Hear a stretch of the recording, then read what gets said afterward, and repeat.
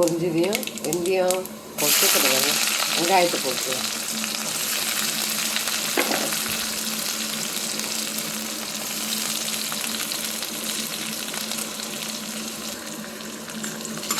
வெங்காயம் வந்து நல்லா வதங்கணும்.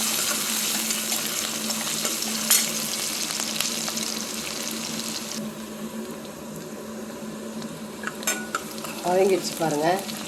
இந்த ஸ்டேஜில் நம்ம அரைச்சி வச்சுருக்கிற மசாலாவை கொட்டிக்கலாம்.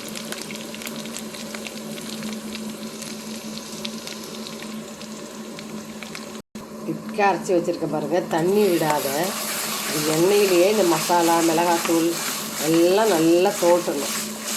தண்ணி விடக்கூடாது.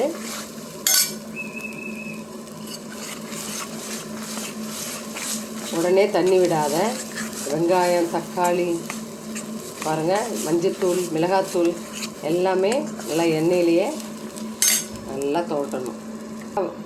நல்லா வதங்கினதையும் அதுக்கப்புறம் ஒரு எலுமிச்சைப்பழம் சைஸு அளவு புளியை கரைச்சி வச்சுருக்கேன், அதை ஊற்றிக்கலாம்.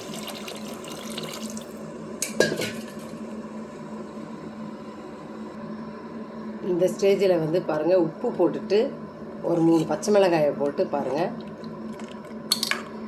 கொஞ்சம் கொதி வரட்டும். பாருங்கள் கரெக்டாக இருக்குது பாருங்கள். காரம் உப்பு எல்லாமே நம்ம பார்த்துக்கிட்டு மூடிடலாம். மீன் குழம்பு சும்மா கொதிச்சு வாசனை அவ்வளோ ஸ்மெல்லு சூப்பராக இருக்குது பாருங்கள்.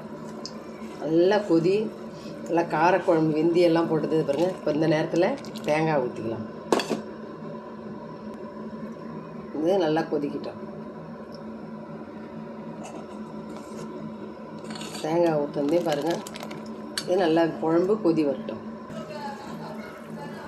மீனை போட்டு மீன் குழம்பு ஒரு 10 நிமிஷம் வேகட்டும். கொதி வரும். குழம்புக்கு கொஞ்சம் மீன் போட்டுட்டு கொஞ்சம் மீன் வந்து வறுத்துட்டேன். சூப்பராக இருக்குது. ஃப்ரெஷ்ஷாக மீன் அவ்வளோ அருமையாக இருக்குது பாருங்கள். சங்கரா மீன் குழம்பு மட்டும் அவ்வளோ டேஸ்ட்டு. நீ எந்த மீன் குழம்பு வச்சாலும் வஞ்சரை மீனே கூட இந்த அளவுக்கு டேஸ்ட் இருக்காது. சங்கரா மீன் குழம்பு அவ்வளோ டேஸ்ட்டாக இருக்குது பாருங்கள். சூப்பராக இருக்குது பாருங்கள். அப்படியே சிம்மில் வச்சுருக்கேன். அப்படியே கொதித்து லாஸ்ட்டில் கொத்தமல்லி போட்டு இறக்கிடணும். அவ்வளோ அருமையாக இருக்குது பிள்ளைங்களே. கொத்தமல்லியை போட்டு இறக்கிட வேண்டியது தான் பிள்ளைங்களே. சூப்பராக இருக்குது மீன் குழம்பு. இந்த மாதிரி நீங்களும் செமையாக பாருங்க. அருமையாக மீன் குழம்பு இன்றைக்கி ரெடி. சண்டே சூப்பரான மீன் குழம்பு பிள்ளைங்களே. மீன் வறுக்க போகிறேன். மீன் குழம்பு அருமையாக ஆயிடுச்சு பிள்ளைகளே. அடுத்து வந்து குழந்தைங்க வந்து மீன் சாப்பிடாது. குழந்தைங்க குழம்பு மீன் சாப்பிடாதுன்னு சொல்லிட்டு ஒரு 2 முட்டை பொரியல் பண்ணலான்ட்டு வெங்காயம் மஞ்சத்தூள் பச்சை மிளகாய் கொஞ்சம் உப்பு போட்டு வதக்கிறேன் பாருங்கள். 2 முட்டையை உடச்சி ஊற்றி கிளறிட்டு பாருங்கள். குழந்தைங்களுக்கு மிளகுத்தூள் போடல, காரம் சாப்பிடாதுங்கன்னு சும்மா ஒரு 1/2 பச்சை மிளகாய் கட் பண்ணி போட்டிருக்கேன். சூப்பரான முட்டை பொரியலும் ரெடி பிள்ளைகளே. சாப்பிடுங்க.